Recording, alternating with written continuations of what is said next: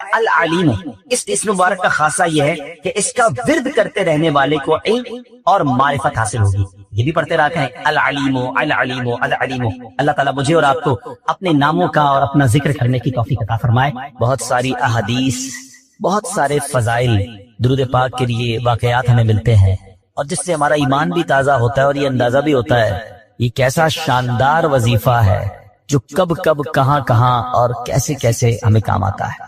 سبحان اللہ، ایسے ایسے واقعات ہیں کہ ایمان تازہ ہو جاتا ہے. ایک بار سرکار دو عالم صلی اللہ علیہ وسلم کا شانہ اقدس میں بی بی عائشہ صدیقہ رضی اللہ تعالی عنہا فرماتی ہیں کہ رات کا پہر تھا اور میں کچھ کپڑے وغیرہ سی رہی تھی، اور پھر چراغ گل ہو گیا اور میرے ہاتھ سے سوئی بھی گر گئی. اب آپ مجھے ذرا بتائیے کہ اس روشنی میں بھی سوئی گر جائے تو ڈھونڈنا آسان نہیں ہے، اگر چراغ ہی گل ہو جائے، اندھیرا ہو جائے تو پھر تو تقریباً ناممکن ہو جاتا ہے. فرماتی میں سوئی تلاش کر رہی تھی کہ اتنے میں میرے آقا مدینے والے مصطفیٰ صلی اللہ تعالی علیہ وسلم اپنا نور برساتا چہرہ لے کر میرے کمرے میں تشریف لے آئے. میرے آقا تو کیا کمرے میں تشریف لائے، چہرہ مبارک سے اتنا نور نکلا کہ میرا پورا کمرہ ہی بقعے نور بن گیا. پورا کمرہ جگمگ کرنے لگا، اتنی روشنی ہو گئی کہ میں نے اس نور کی روشنی میں اپنی سوئی کو تلاش کر لیا. یہ بڑی کمال کی بات ہے، ذرا سمجھیے گا. کسی کا چہرہ روشن ہونا، کسی کا چہرہ اچھا ہونا، لوگ کہتے ہیں چہرے پہ بڑا نور ہے، بڑا برائٹ چہرہ ہے، یہ الگ بات ہے، مگر چہرے سے نور اتنا نکلنا کہ اندھیرا کمرہ ہی روشن ہو جائے، اس نور کا عالم کیسا ہوگا. اور یہ تو احادیث سے ثابت ہے. اگر ہم یہ پڑھتے ہیں نعت کے نور والا آیا ہے، نور لے کر آیا ہے سارے عالم میں، یہ دیکھو کیسا نور چھایا ہے، تو یہ تو احادیث سے نبی پاک کو لوگوں نے دیکھ کر بتایا. اتنا نور کہ کہتی میں نے سوئی تلاش کر، تو آپ فرماتی پھر میں نے نبی پاک سے عرض کیا حضور آپ کتنے حسین ہیں، آپ کا چہرہ کتنا روشن ہے. سرکار دو عالم علیہ الصلوۃ والسلام نے ارشاد فرمایا، آپ فرماتے بدبخت ہے وہ شخص جو قیامت کے دن میرا یہ چہرہ بھی نہیں دیکھ سکتے. عرض کیا حضور کون بدبخت ہے؟ فرمایا بخیل ہے. بخیل کہتے کنجوس. فرمایا کنجوس ہے وہ شخص. آپ نے کہا حضور وہ کون کنجوس ہے؟ اب ذرا پہلے تو اس بات کو سمجھیے کہ قیامت کے دن نبی پاک علیہ الصلوۃ والسلام کے چہرے کو نہ دیکھ سکنا یہ کوئی چھوٹی محرومی نہیں ہے. اگر میں آپ سب سے ایک سوال کروں کہ بتائیے وہ کون سی ذات ہے کہ قیامت کے دن جو شفاعت کرے گی، جو اپنے غلاموں کو تلاش کر کر کے انشاءاللہ اپنے کرم سے جنت میں لے جائیں گے، تو وہ کوئی اور نہیں ہے، وہ صرف جناب رسول اللہ صلی اللہ تعالی علیہ وسلم ہے. بریلی کے تاجدار کہتے ہیں نا، سنتے ہیں کہ محشر میں صرف ان کی رسائی، there is nobody else، اور کوئی نہیں ہے. سنتے ہیں کہ محشر میں صرف ان کی رسائی ہے، گر ان کی رسائی ہے لو جب تو بنائی ہے. تو اب جو نبی پاک کا دیدار ہی نہیں کر سکے گا، شفاعت کس سے لے گا؟ دامن میں کس کے چھپے گا؟ یہ چھوٹی محرومی نہیں، یہ بڑا پرابلم ہے. تو آپ عرض کرتی ہیں حضور وہ کون بخیل ہوگا، وہ کون کنجوس ہوگا؟ سرکار دو عالم صلی اللہ تعالی علیہ وسلم نے فرمایا وہ شخص جس کے سامنے میرا ذکر ہو اور وہ مجھ پر درود نہ پڑھے. اب آپ غور کیجیے، نبی پاک پر صلی اللہ تعالی علیہ وسلم پر ہم کتنا درود پڑھتے ہیں. اچھا، اب اس میں علماء نے ایک بڑی آسانی ہمارے لیے کر دی. ہم کسی محفل میں جاتے ہیں، اجتماع میں جاتے ہیں، جہاں بار بار سرکار دو عالم صلی اللہ تعالی علیہ وآلہ وسلم کا نام نامی دیا جاتا ہے، ہو سکتا ہے کبھی ہم بھی درود پاک پڑھنے سے رہ جاتے ہوں. تو علماء نے فرمایا کہ روزانہ اپنی روٹین میں، اپنی دن بھر میں کوئی ایسا عدد متعین کر لے، فکس کر لے کہ روزانہ میں نے 100 بار، 200 بار، 313 بار، اللہ جتنی توفیق دے، میں نے درود پاک پڑھنے، اور درود پاک پڑھ لے. تو اب پورے دن میں اگر نبی پاک علیہ السلام کا نام سنا تھا یا کہا تھا اور درود پڑھنا رہ گیا تھا، تو یہ بعد میں درود پڑھنا اس درود نہ پڑھنے کے قائم مقام ہو جائے گا. تو اب زندگی میں ایک اصول بنائیں، ایک روٹین بنائیں کہ فضول باتوں سے اپنے آپ کو بچا کر انشاءاللہ کثرت کے ساتھ درود پاک پڑھیں گے. ہمیں تو دیدار بھی کرنا ہے اور آقا سے ملاقات بھی کریں گے. ہاں، نبی پاک کے ہاتھوں جام کوثر بھی پینا ہے انشاءاللہ. آقا کے کرم سے انشاءاللہ پل صراط سے ڈرتے ہوئے نہیں، انشاءاللہ جھومتے ہوئے وجد کرتے ہوئے گزرنا. سیدی اعلیٰ حضرت بھی کمال ہے نا. لوگ کہتے ہیں، واقعی روایتوں کے مضمون ہے کہ لوگ پل صراط پر چیخ رہے ہوں گے، پکار رہے ہوں گے، ڈر رہے ہوں گے، کیونکہ ان کے سامنے لوگ کٹ کٹ کے جہنم میں گر رہے ہوں گے نا. One of the most horrible bridge, ایسا کوئی پل دنیا میں نہیں ہے، نہ ہو سکتا ہے. جہنم کے اوپر بنا ہوا پل ہے، اندھیرے میں ڈوبا ہوا، تلوار سے تیز، مال سے باریک. لوگ گھبرائے ہوئے ہوں گے، مگر میرے رضا سے پوچھو، کہتے گھبرانا کس بات کا ہے؟ آقا بھی تو وہاں ہوں گے نا. اور نبی پاک پل صراط کے کنارے اللہ کی بارگاہ میں رب سلم امتی کی صدائیں بلند کر رہے ہو تو اعلیٰ حضرت کہتے ہیں ڈرتے ہوئے نہیں گزرنا. آپ کہتے ہیں رضا پل سے اب وجد کرتے گزریے کہ ہے رب سلم صدائے محمد صلی اللہ وسلم. مل کر صلی اللہ. درود پاک کو نہ چھوڑیں, درود پاک کو تھام لیں, اپنی زندگی کا حصہ بنائیں. دنیا میں بھی برکتیں دیکھیں گے اور انشاءاللہ قیامت کے دن بھی اس کی برکتیں دیکھیں. پیارے آقا علیہ السلام فرماتے ہیں جس کا مضمون ہے حوض کوثر پر میرے پاس کچھ گروہ آئیں گے, کچھ لوگ آئیں گے جن کو میں کثرت درود کی وجہ سے پہچانوں گا. تو درود پڑھیں گے تو پہچان ہوگی نا, ہے انشاءاللہ. تو درود پڑھیں گے انشاءاللہ. آئیے مل کر محبت کے ساتھ باواز بلند درود پاک پڑھیں. صلو علی الحبیب صلی اللہ تعالی علی محمد صلی اللہ علیہ وسلم.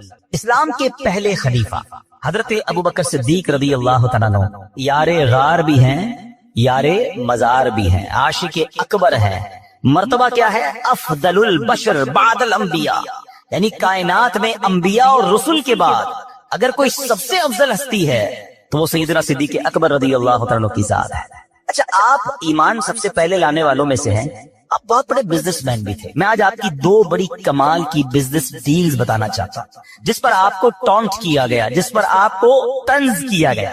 آج کسی کاروباری آدمی کو کوئی دوسرا کاروباری آدمی کہے کہ یار تم بڑے کاروباری بنتے ہو, اتنا مہنگا سودا لے آئے, ایسا گھٹیا مال لے آئے, اتنا گھاٹے کا سودا کیا, تو بزنس مین کو فیل ہوتا ہے کہ یار دوسرے لوگ میرے بارے میں کیا باتیں کر رہے ہیں. یہ بڑے کمال کے بزنس مین تھے, مگر آپ کی زندگی میں جو دو واقعات میں آج بیان کرنے جا رہا ہوں, دونوں واقعات میں کچھ ایسی ڈیلز ہوئی, کچھ ایسے سودے ہوئے جس پر آپ پر باقاعدہ طنز کیا گیا, آپ پر ٹونٹ کیا گیا. مگر صدیق اکبر نے جو جواب دیا نا اور جو کام کیا, یقین کریں ایمان تازہ ہو جاتا ہے. ایک سودا تو آپ نے کیا, وہ کون سا سودا تھا کہ ایک بہت بڑے عاشق رسول, ایسے عاشق رسول جو آج عاشقوں کے امام ہیں, وہ کوئی اور نہیں ہے ہم سب کی آنکھوں کے تارے حضرت بلال حبشی رضی اللہ عنہ. ایمان قبول کیا. اب حبشہ کہاں ہے پہلے یہ پتا ہونا چاہیے.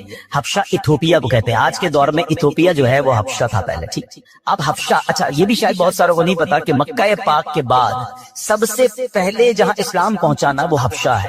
پچھلے دنوں مجھے ایتھوپیا جانے کا موقع ملا تو وہاں کے لوگ بڑے فخر سے ایک جملہ کہتے ہیں کہ ہمارا وطن دار الہجرہ ہے, یہ ہجرت والا ملک ہے, اور مکے کے بعد سب سے پہلے دنیا میں کہیں اسلام پہنچا ہے تو وہ حبشہ میں پہنچا ہے. ہمارے وطن سے حضرت بلال حبشی تھے, ہمارا وہ وطن ہے جہاں عثمان غنی رضی اللہ تعالیٰ ہجرت کر کے تشریف لائے تھے, اور وہ عظیم نجاشی بادشاہ جنہوں نے یہ واقعہ پڑھا ہوگا وہ بھی وہاں پر حبشہ میں تھے. تو بہرحال اب وہ حضرت بلال مکے نبی پاک کی غلامی اختیار کی, کلمہ پڑھ لیا. اب آپ چونکہ غلام تھے, اس زمانے میں غلام آقا کے قبضے میں ہوا کرتا تھا. ان کا آقا تھا امیہ. اچھا, امیہ بڑا ظالم شخص تھا, وہ حضرت بلال حبشی کو بہت مارتا تھا کہ اللہ کا انکار کر دو, اسلام کا انکار کر دو. حضرت بلال حبشی جو ہے وہ منع کرتے تھے کہ میں رب کا انکار نہیں کر سکتا. وہ بہت مارتا. جو مکے مدینے گئے ہیں انہیں پتا ہے کہ جب گرمی شریفہ عروج پر ہوتی ہے تو گرمی کا عالم کیا ہوتا ہے. تو مکے کی گرمی میں تپتے ریگستان میں حضرت بلال کو وہ لٹاتا تھا, سینے پہ پتھر رکھتا تھا ریگستان کے اندر, اور کہتا تھا کہو اللہ ایک نہیں, یا اللہ کا انکار کرو, آپ اللہ احد اللہ احد اللہ ایک ہے کے نعرے بلند کرتے. اب پیارے آقا جب ایک دو بار وہاں سے گزرے, دیکھا کہ حضرت بلال پر بڑا ظلم ہو رہا ہے, آپ کی آنکھیں بھیگ آئیں ہیں, آپ کو بڑا افسوس ہوا, بڑی محبت کرتے تھے حضرت بلال سے, مگر وہ ظالم آقا تھا اس کا. حضرت ابوبکر صدیق رضی اللہ عنہ جب یہ دیکھا کہ نبی پاک بلال سے محبت بڑی کرتے ہیں اور یہ بندہ جو ہے قبضے میں ہے امیہ کے اور وہ اس کے آقا ہیں, تو آپ پہنچ گئے اس کے آقا کے پاس, امیہ کے پاس. جا کر کہا اے امیہ, اس حبشی غلام کو مجھے دے دو, کتنے میں دو گے؟ تو اب میں آپ کو مثال کے ذریعے سمجھاتا ہوں ہمارے آج کل کے دور سے. مثال کے طور پہ اس زمانے میں مارکیٹ ریٹ 5,000 روپے تھا. اس زمانے کی کرنسی درہم و دینار تھی, میں سمجھانے کے لیے کہہ رہا ہوں. 5,000 ریٹ تھا. اس نے کہا میں 10,000 میں دوں گا. آپ نے کہا مجھے ڈیل منظور ہے, مجھے 10,000 میں دے دو. کہتا نہیں اب 15,000 میں دوں. کہا مجھے 15,000 میں منظور ہے. کہا 20,000 میں دوں گا. مثال دے رہا ہوں میں. آپ نے کہا مجھے 20,000 میں منظور ہے. وہ پیسے بڑھاتا گیا. حضرت ابوبکر صدیق اوکے کرتے گئے. آخر کار ایک اماؤنٹ طے ہو گئی.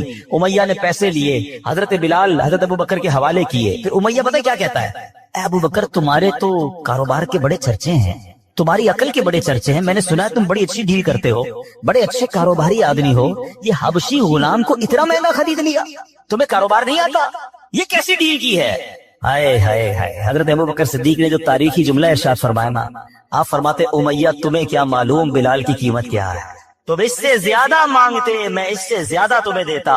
खुशी खुशी हजरत बिलाल को लिया, नबी पाक की बारगाह में हाजिर हुए, कहा हुजूर बिलाल हाजिर है। अल्लाह अकबर, नबी पाक की खुशी दीदनी थी। आकाए दो जहां सल्लल्लाहु अलैहि वसल्लम ने क्या खूबसूरत जुमले इरशाद फरमाए। आप फरमाते ए अबू बकर, बिलाल को आजाद करने में जो रकम खर्च की है उसमें मेरे भी पैसे शामिल कर लो। अल्लाह अकबर, हजरत अबू बकर सिद्दीक की आंखों में आंसू आते हैं, कहते हुजूर मेरा जो कुछ है सभी तो आपका है, मैंने अगर माल खर्च भी किया है तो हुजूर वो भी आप ही का है। अल्लाह अकबर, सुभान अल्लाह। तो ये है सिद्दीक अकबर, कैसी डील की है, कैसा सौदा किया है। जमाना समझ रहा है महंगी डील है, मगर सिद्दीक अकबर ने नबी पाक के दिल को राजी कर लिया।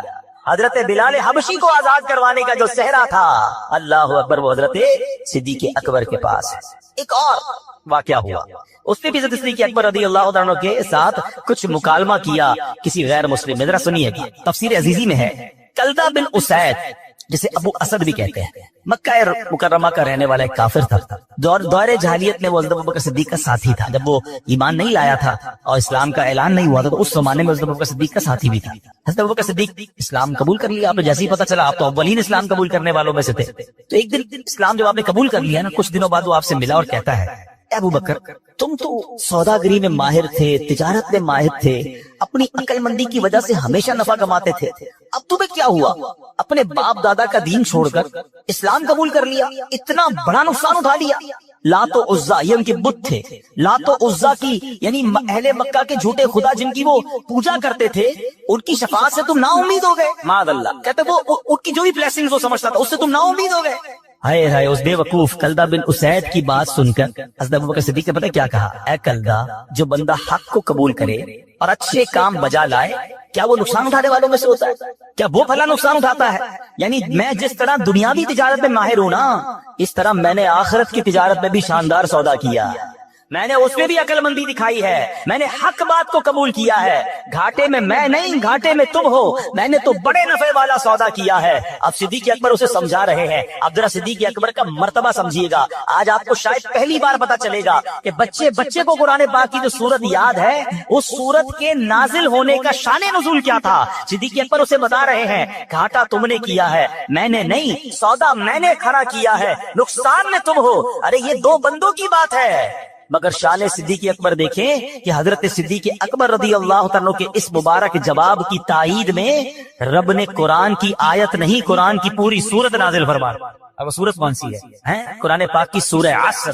हाय हाय, बिस्मिल्लाहिर रहमानिर रहीम, वल अस्र इन्नल इंसान लफी खुस्र इल्लल्लज़ीना आमनू व अमिलुस सालिहाति व तवासौ बिल हक़ व तवासौ बिस सब्र।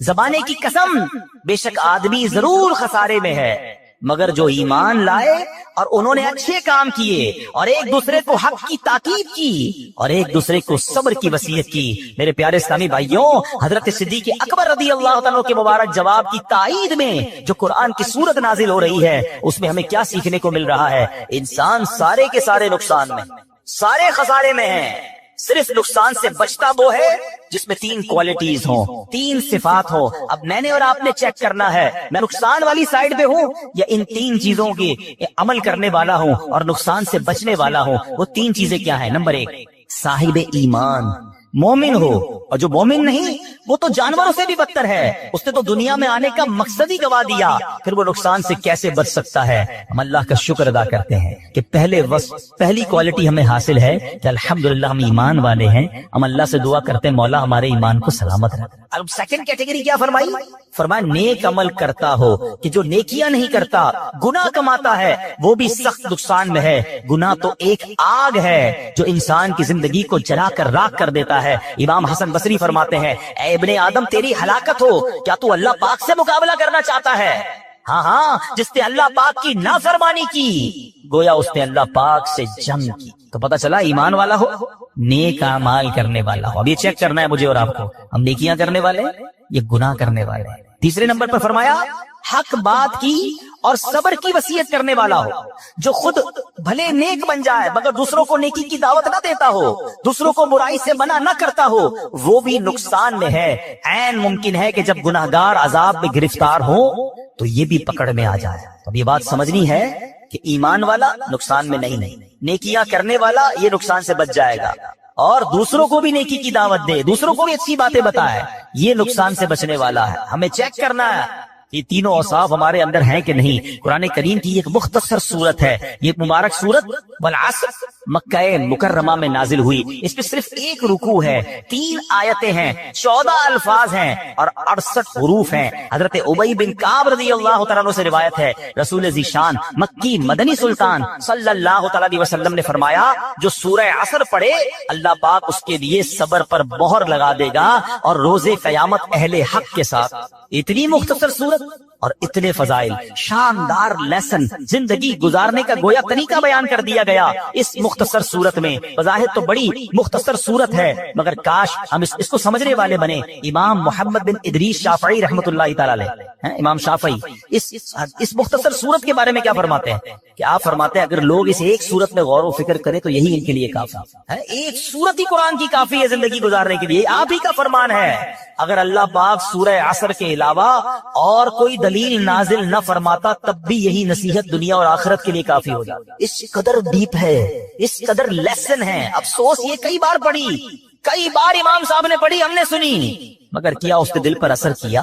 انڈرسٹینڈ ہی نہیں کرتے ہیں قرآن، ترجمہ تفسیر سے پڑھتے ہی نہیں، حالانکہ کتنا کمال کا میسج ہے۔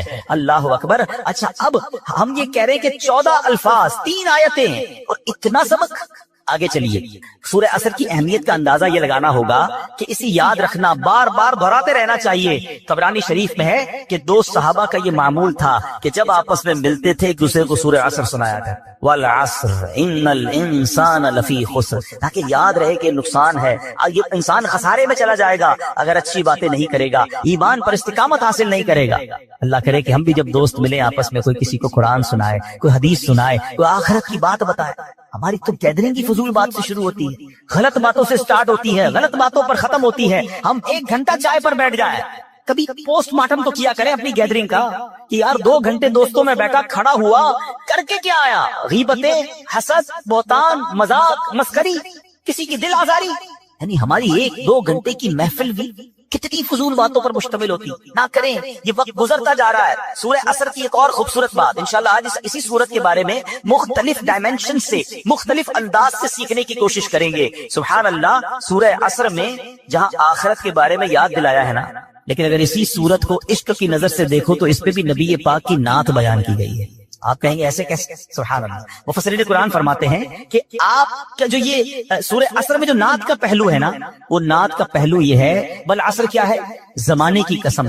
عصر عربی میں زمانے کو کہتے ہیں۔ مفسرین کرام کا ایک قول یہ بھی ہے کہ زمانے سے مراد اللہ پاک کے آخری نبی محمد عربی صلی اللہ تعالی علیہ وسلم کا زمانہ مراد ہے، کیونکہ وہ زمانہ سب سے افضل زمانہ تھا۔ ہاں یہ بات طے ہے، ہر زمانہ میرے حضور کا ہے، لیکن جس زمانے میں میرے آقا موجود ہیں، حالانکہ آخرت کی یاد دلائی جا رہی ہے، مگر یہاں بھی رب نے اپنے محبوب کا ذکر فرمایا کہ میرے محبوب کے زمانے کی قسم۔ کون سے زمانے کی بات کی ہے؟ جس میں پیارے آقا علیہ الصلوۃ والسلام تشریف فرما ہے۔ سیدی اعلیٰ حضرت کیا خوبصورت بات فرماتے ہیں، کہتے ہیں وہ خدا نے ہے مرتبہ تجھ کو دیا، وہ خدا نے ہے مرتبہ تجھ کو دیا، نہ کسی کو ملے نہ کسی کو ملا، کہ کلام مجید نے کھائی شہا تیرے شہر و کلام و بقا کی قسم۔ اللہ اکبر۔ قرآن جا بجا حبیب پاک علیہ الصلوۃ والسلام کی قسم ارشاد فرماتا ہے، اپنے نبی کا ذکر میرے رب نے قرآن میں جا بجا فرمایا، تو سبحان اللہ۔ اب ذرا ایک بات یاد رکھیے، سرکار دو عالم علیہ الصلوۃ والسلام خود فرماتے ہیں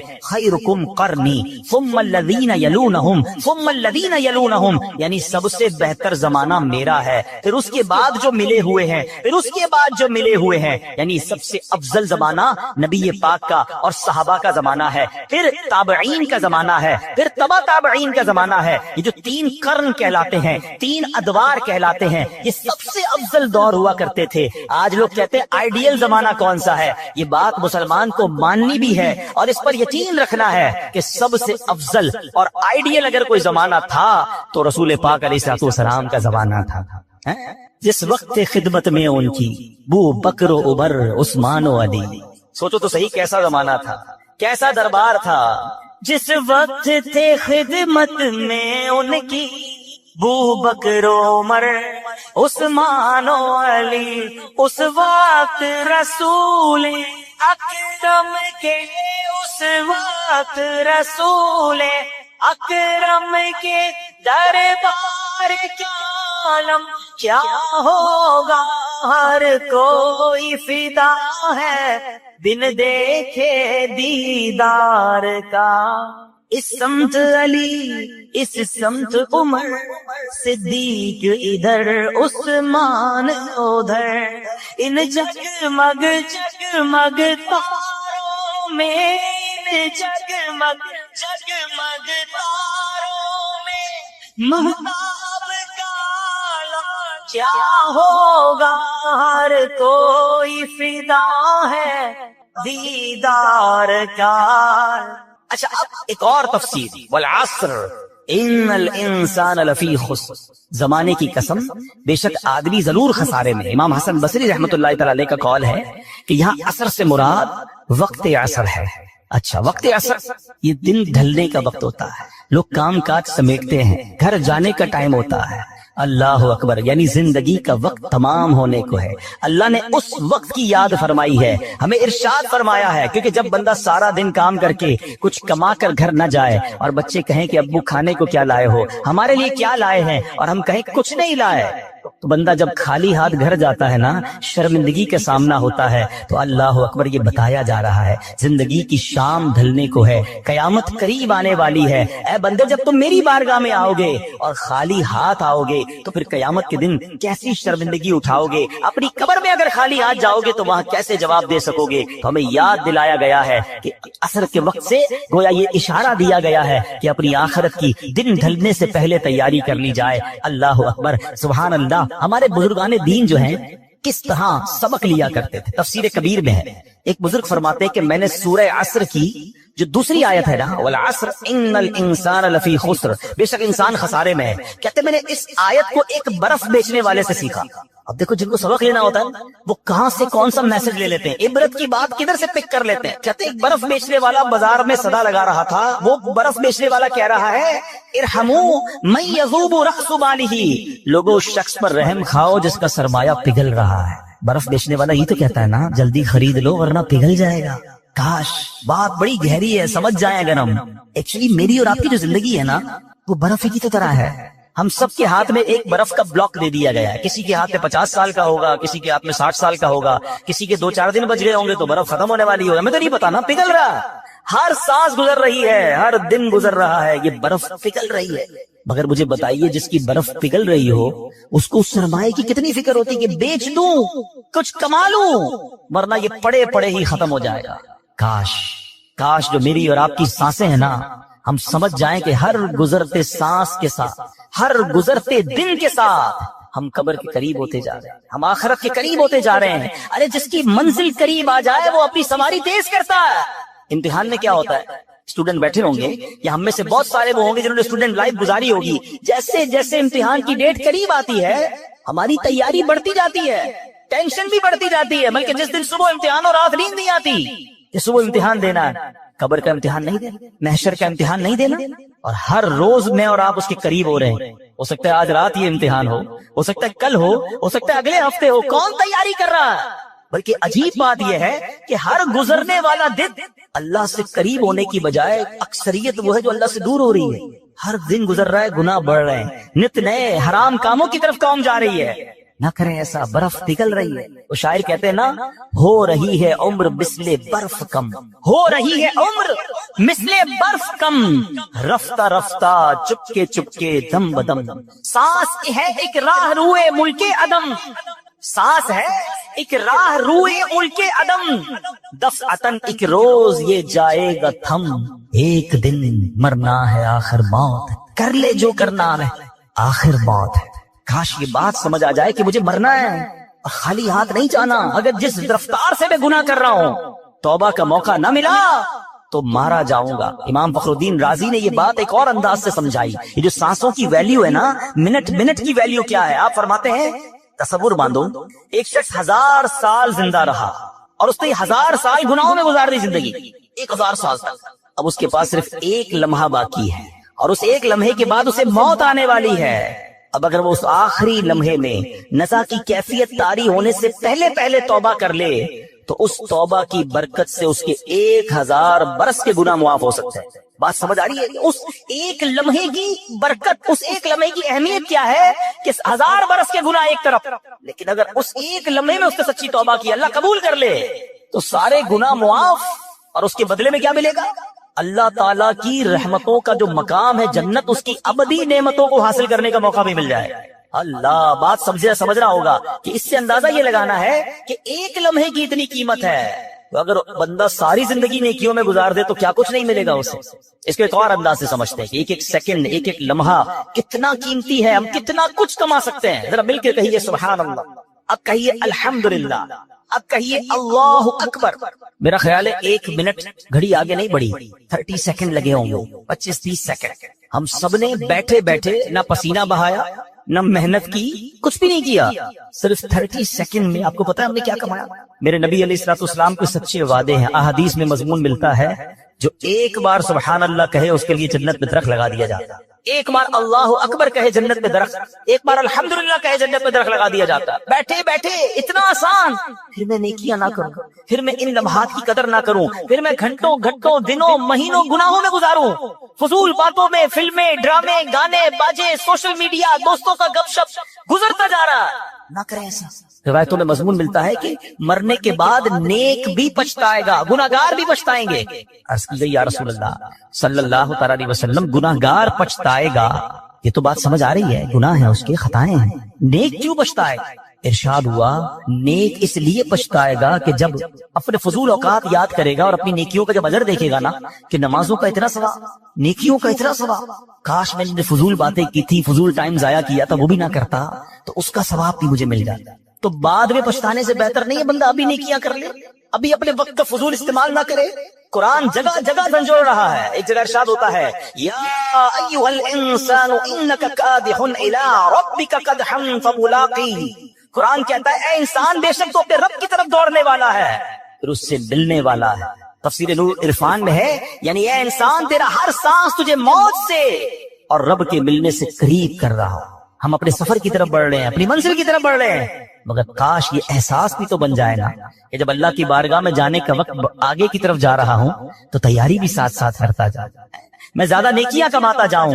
حضرت رابعہ بصریہ کا ایک واقعہ سنیے گا، یہ بات اور آپ کو ڈیفائن ہو جائے گی کہ جب ہم ادھر ادھر فضول کام کرتے ہیں تو کتنا بڑا لاس کرتے ہیں. آپ کامل ولیاں ہیں، بہت بڑا نام ہے، یعنی اولیاء کے مقامات میں بھی آپ کا مقام بڑا اونچا ہے.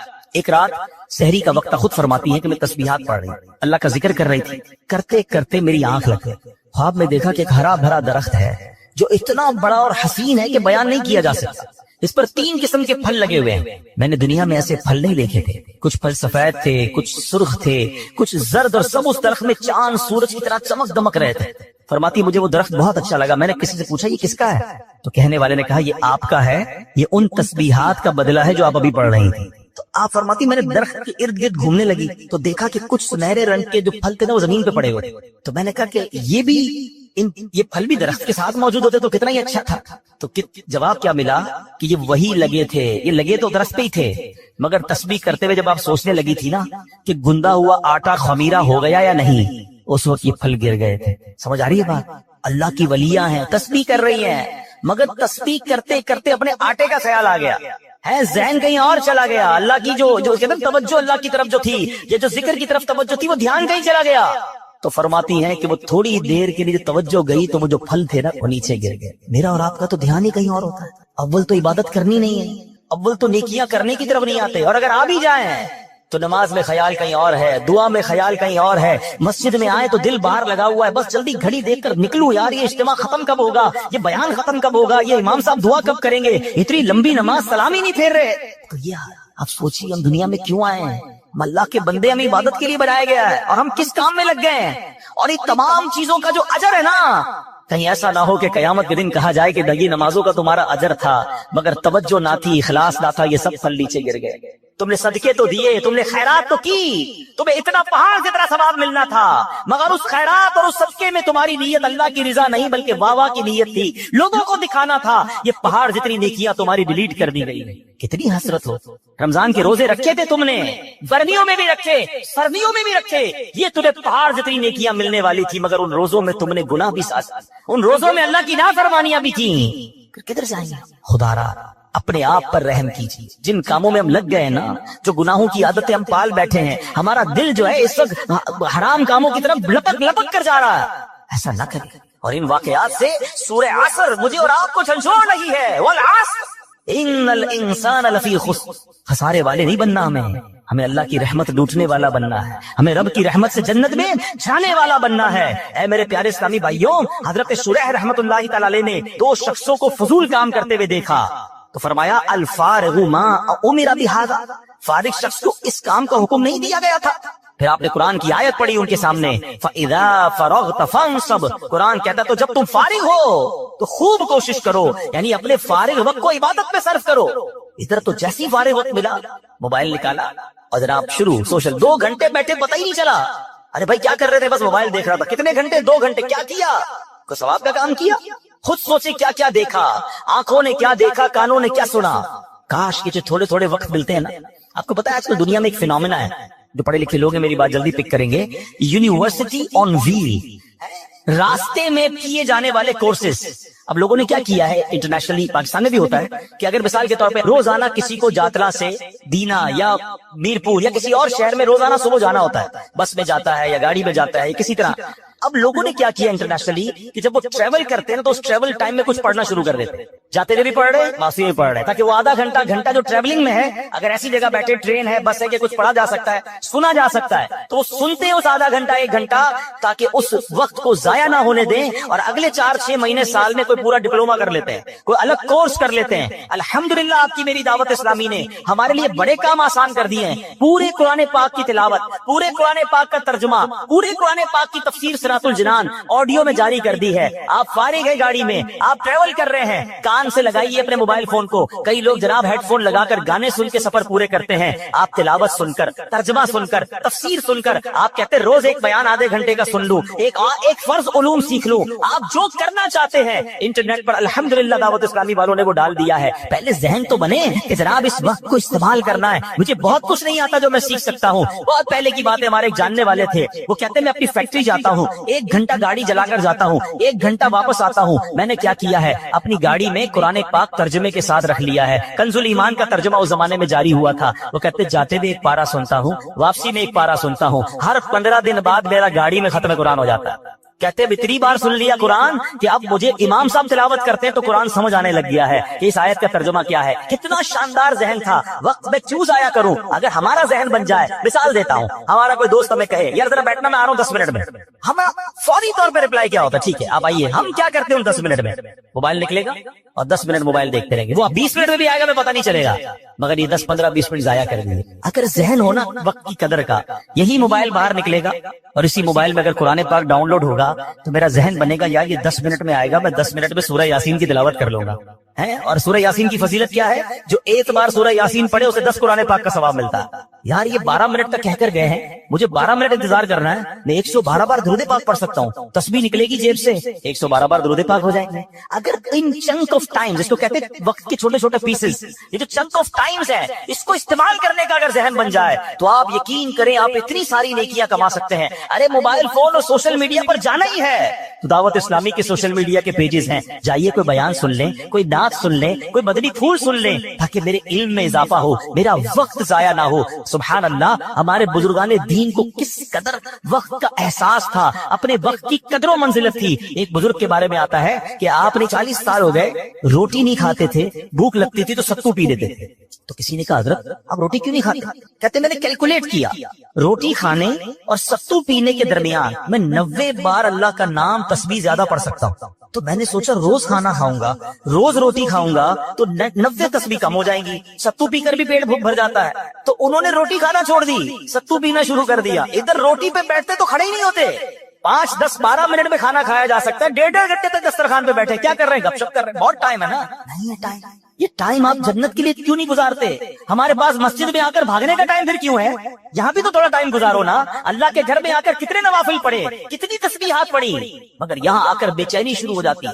تو اے میرے پیارے اسلامی بھائیوں, ہمیں کاش یہ ذہن بن جائے. پلیز سمجھیے, قرآن پاک کی یہ سورت جھنجھوڑ نہیں ہے. والعصر ان الانسان لفی خسر, انسان خسارے میں ہے. مگر کون خسارے میں نہیں ہے وہ میں نے آپ کو بتا دیا. جو ایمان لائے, نیکی کی دعوت دیتے ہیں, گناہوں سے بچتے ہیں, صبر اور ایمان کی تلقین کرتے ہیں. کاش یہ بات سمجھ آ جائے. مبارک ہو مبلغین کو, دعوت اسلامی والوں کو, جو مدنی قافلوں میں جاتے ہیں, جو درس و بیان دیتے ہیں, جو لوگوں کے پاس دکان دکان گھر گھر جا کر نیکی کی دعوت دیتے ہیں. الحمدللہ آپ ایمان کی, آپ صبر کی تلقین, آپ نیکی کی دعوت دے رہے ہیں. ہمیں یہ کام کرنا ہوگا, کہیں ایسا نہ ہو کہ ہم خسارے والوں میں ہو جائیں. اے میرے پیارے اسلامی بھائیوں, ذرا تصور بانی, قیامت کا ایک تصور بنا ہے کہ جب اللہ کی بارگاہ میں مجرموں کو پیش کیا جا رہا ہو, لوگوں کو بلایا جائے گا کہ آؤ اپنا نامہ اعمال لے کر. اب ہمارا نام پکارا جائے کہ فلاں بن فلاں بھی آ جائے. ہم جھجکیں گے, ہم ڈریں گے. ہمیں پتا ہے کہ گناہ زیادہ ہیں, ہمیں پتا ہے کہ نامہ اعمال کھلا تو برباد ہو جائے.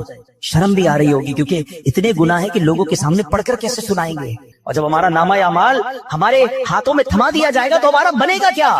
قرآن میں بتایا گیا کہ جو مجرم ہوں گے نا, وہ پتہ ہے کیا پکاریں گے جب ان کا نامہ اعمال دیا جائے گا نا انہیں, تو ان کی چیخو پکار کیا ہوگی؟ قرآن کہتا ہے یا لیتنی لم اوت کتابیا ولم ادری ما حسابیا, اے کاش کہ مجھے میرا نامہ اعمال نہ دیا جاتا اور میں نہ جانتا کہ میرا حساب کیا ہے. یا لیتہا کانت القاضیہ, اے کاش کہ دنیا کی موت ہی میرا کام تمام کر دیتی. ما اغنا عنی مالیا, میرا مال میرے کچھ کام نہ آیا. ہلک عنی سلطانیہ, کیا کہے گا؟ میرا سب زور جاتا رہا. آج کہتے لوگ میرا بڑا کرو فر ہے, میں فلاں علاقے کا چیئرمین, میں ناظم, میں صدر, میں وزیر اعظم, میں صوبائی صدر, میں فلاں کونسلر, میں ایم این اے, میں ایم پی اے, میرے ڈالے, میرے جناب گارڈز, میرا پیسہ, میری کوٹھیاں. اگر نامہ اعمال میں گناہ ہے, اگر اللہ ناراض ہوا, خدا کی قسم نہ مال کام آئے گا, نہ تمہارا یہ کرو فر کام آئے گا. وہ پکارے گا ما اغنا عنی مالیا, میرا مال میرے کچھ کام نہ آیا. ہلک عنی سلطانیہ, میرا سب زور جاتا رہا. اس دن کیا کریں گے؟ اس دن کس کو پکاریں گے؟ اپنے نامہ اعمال کو ٹھیک کر لو, اپنے نامہ اعمال پہ نیکیاں درج کروانے کی فکر کیجئے. میرے پیارے اسلامی بھائیوں, اس دن اعمال تولے جائیں گے. قرآن کہتا ہے سورہ قارعہ میں, پڑھیے تو صحیح قرآن. قرآن کیا کہتا ہے؟ القارعۃ مالقارعہ وما ادراک مالقارعہ یوم یکون الناس کالفراش المبثوث وتکون الجبال کالعہن المنفوش. پہلے تو قرآن نے قیامت کا منظر بتایا نا, کہ پہاڑ اڑ رہے ہوں گے, لوگ بھاگ رہے ہوں گے پتنگوں کی طرح, ہیبت ناک منظر ہوگا. اور اس خوف پہ ہوگا کیا؟ فَأَمَّا مَنْ ثَقُلَتْ مَوَازِينُهُ فَهُوَ فِي عِيشَةٍ رَاضِيَةٍ. قرآن کہتا ہے جس کی نیکیوں کا پلڑا بھاری ہو گیا, وہ عیش میں ہوگا, چین میں ہوگا, مزے میں ہوگا. کہتا ہے اما من خفت موازینہ, جس کی نیکیوں کا پلڑا ہلکا ہو گیا, فَأُمُّهُ وَمَا أَدْرَاكَ مَا هِيَ نَارٌ حَامِيَةٌ, جس کی نیکیوں کا پلڑا ہلکا ہو گیا, بھڑکتی ہوئی, شعلے مارتی ہوئی آگ میں چلا جائے. کیا کریں گے ہم؟ فلمیں, ڈرامے, گانے, باجے, شراب, جوئے, بدکاریاں, لوگوں کا مال دبانا, چوریاں کرنا, حرام کمانا, جھوٹ بولنا, رشوت کا لین دین کرنا. کسی طرح بس مجھے سیٹ مل جائے, کسی طرح میں ترقی کر جاؤں, میں جناب علاقے میں کوئی عہدہ حاصل کر لوں, چاہے کسی کا بیڑا غرق کرنا ہو تو کر دوں, کسی کی عزت اور کپڑے اتارنے تو اتار دوں, کوئی خیال نہیں کر رہا. الحمدللہ رب العالمین والصلاة والسلام علی سید المرسلین, اما بعد فاعوذ باللہ من الشیطان الرجیم, بسم اللہ الرحمن الرحیم. پڑھیے الصلاة والسلام علیک یا رسول اللہ وعلى آلك وأصحابك يا حبيب الله, الصلاة والسلام عليك يا نبي الله وعلى آلك وأصحابك يا نور الله. درود پاک کے بے شمار فضائل و برکات ہیں. القول البدی میں ہے, حضرت ابو عباس احمد بن منصور رحمت اللہ تعالی علیہ کو انتقال کے بعد کسی نے خواب میں دیکھا کہ وہ سر پر موتیوں کا تاج سجائے, جنتی لباس میں ملبوس, شیراز کی جامع مسجد کے محراب میں کھڑے ہیں. خواب دیکھنے والے نے عرض کی ما فعل اللہ بکا, یعنی اللہ پاک نے آپ کے ساتھ کیا معاملہ فرمایا؟ تو فرمایا کہ میں کثرت سے درود شریف پڑھا کرتا تھا, یہی عمل کام آ گیا, اللہ پاک نے میری مغفرت فرما دی اور مجھے تاج پہنا کر جنت میں داخل کر دیا ہے۔ کیا بات ہے درود پاک کی۔ آپ یقین کریں، اگر میں آپ سے یہ کہوں کہ زندگی میں ایک مسلمان ہونے کی حیثیت سے اگر آپ اپنی خواہشات، اپنی ڈیزائرز کیا کیا ہے لکھیں ذرا، کہ مجھے دنیا میں کیا چاہیے، مجھے مرتے وقت کیا چاہیے، قبر میں کیا چاہیے، مرنے کے بعد محشر کے دن میں کیا چاہتا ہوں۔ کبھی اکیلے بیٹھے نہ تو لکھیے گا، ٹھیک ہے۔ اور اب میں آپ کو بہت ساری حدیثوں کا کچھ نچوڑ پیش کرنے جا رہا ہوں، سنتے جائیے اور سبحان اللہ بھی کہتے جائیے۔ اگر آپ روزی میں برکت چاہتے ہیں تو درود پاک پڑھیے، اگر آپ بیماری سے شفا چاہتے ہیں تو درود پاک پڑھیے، اگر آپ ذلت و رسوائی سے بچنا چاہتے ہیں تو درود پاک پڑھیے، اگر آپ عزت میں اضافہ چاہتے ہیں تو درود پاک پڑھیے، آپ مصیبتوں اور پریشانیوں سے بچنا چاہتے ہیں تو درود پاک پڑھیے، مرتے وقت کلمہ پڑھنا چاہتے ہیں تو درود پاک پڑھیے، مرتے وقت آقا کا دیدار کرنا چاہتے ہیں تو درود پاک پڑھیے، آپ یہ چاہتے ہیں کہ آقا اپنے مبارک ہاتھوں سے قبر میں اتارے تو درود پاک پڑھیے، اپنی قبر کو نور مصطفیٰ سے جگمگانا چاہتے ہیں تو درود پاک پڑھیے، قیامت کے دن نبی پاک کے پرچم تلے اٹھنا چاہتے ہیں تو درود پاک پڑھیے، آقا کے ہاتھوں جام کوثر پینا چاہتے ہیں تو درود پاک پڑھیے، اور سنیے آقا کے ساتھ جنت میں جانا چاہتے ہیں تو درود پاک پڑھیے، مدینے جانا چاہتے ہیں، بار بار جانا چاہتے ہیں تو درود پاک پڑھیے، اور زندگی میں دیدار مصطفیٰ کرنا چاہتے ہیں تو درود پاک پڑھیے۔ کچھ باقی رہ گیا ہے؟ اللہ اکبر یا رسول اللہ۔ مجھے بتائیے اور کچھ باقی رہ گیا ہے؟ ایک مسلمان ہونے کی حیثیت سے what ever I need in دنیا اور ان ہیئر آفٹر، دنیا اور آخرت میں جو کچھ چاہیے، روزی برکت والی زندگی، عزت والی، پریشانیاں دور ہو جائیں، بیماریاں دور ہو جائیں، ذلت اور رسوائی سے بچا رہوں، ایمان والی موت ملے، جب تک زندہ رہوں مدینے آتا جاتا رہوں، آقا کی دید کرتا رہوں، آقا جنت میں ساتھ لے جائیں۔ اب کچھ باقی بچتا ہے؟ اب یقین کریں میں نے اپنی طرف سے نہیں بتایا، یہ جن کا کچھ مطالعہ ہے تو ان کو یاد آ رہا ہوگا کہ اس ہر جملے کے پیچھے کوئی نہ کوئی ایک روایت یا کوئی نہ کوئی حدیث موجود ہے۔ یعنی یہ سارے انعامات دنیا کے، قبر کے، حشر کے، یہ سارے انعامات نبی پاک نے درود پاک کی فضیلت میں بیان فرما دیے ہیں۔ یہ ایسے ہی شاعر نے نہیں کہا کہ ہر درد کی دوا ہے، صلی علی محمد، تعویذ ہر بلا ہے، صلی علی محمد صلی اللہ علیہ وسلم۔ پھر کیوں نہیں پڑھتے؟ یعنی اتنے سارے مسئلے حل ہو جائیں ایک ہی وظیفے سے۔ لوگ پوچھتے رہتے ہیں کہ وظیفہ بتا دیں، روزی میں برکت کا بتا دیں، پریشانی دور ہو جائے بتا دیں، مدینے کا کوئی وظیفہ بتا دیں، تو یہ سارے وظیفے درود پاک میں چھپے ہوئے ہیں۔ پکڑ لو نا درود پاک، پھر دیکھیں اس کی کیسی برکتیں آپ زندگی میں دیکھیں گے، آپ کا چہرہ شاش بشاش ہو جائے گا، آپ کی طبیعت فریش ہو جائے گی، آپ کو مزے کو مزہ آ جائے گا۔ بس درود پاک کی کثرت پڑھتے رہا کریں، پڑھتے رہا کریں، انشاءاللہ برکتیں ہی برکتیں۔ میں بھی نیت کروں، آپ بھی نیت کریں۔ ایک اور خوبصورت بات بتاؤں، جو بڑی خوبصورت آیت ہے، میں سمجھتا ہوں شاید دنیا بھر کے عاشقان رسول کو یہ کم از کم آیت تو سب کو یاد ہوگی۔ کون سی آیت؟ ان اللہ وملائکتہ یصلون علی النبی یا ایھا الذین آمنوا صلوا علیہ وسلموا تسلیما۔ مل کر درود پاک، اللہم صل علی سیدنا ومولانا محمد طب القلوب ودوائها وعافیت الابدان وشفائها ونور الابصار وضیائها وعلى آلہ وصحبہ وبارک وسلم۔ اب یہ جو آیت درود ہے نا، شعبان کے مہینے میں نازل ہوئی ہے، تو چلو نیت کر لیں انشاءاللہ اب سے روزانہ کثرت سے درود پاک پڑھیں گے انشاءاللہ۔ آئیے مل کر محبت کے ساتھ ایک بار پھر درود پاک، صلو علی الحبیب صلی اللہ تعالی علی محمد صلی اللہ علیہ وسلم۔ مشہور صحابی حضرت ابو ہریرہ رضی اللہ تعالیٰ عنہ فرماتے ہیں کہ ایک مرتبہ میں رسول اکرم نور مجسم صلی اللہ تعالی علیہ وآلہ وسلم کی ابتدا میں نماز عشاء پڑھ کر واپس جا رہا تھا۔ میں نے دیکھا کہ ایک عورت اپنے آپ کو